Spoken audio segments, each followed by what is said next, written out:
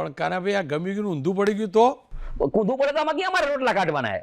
તો મને કહો કાનાભાઈ, તમે આટલી લાંબી રાજકીય કારકિર્દી, તો આવી બધી ચેલેન્જોની વાતો કેમ આવી ગયા? કેટલી લાંબી કારકિર્દી તમારી? સાહેબ પહેલેથી ચેલેન્જ વાળો છું. 95 હું 1982 થી ચેલેન્જ કરતો આવું. 1982 થી મારો સ્વભાવ ચેલેન્જનો.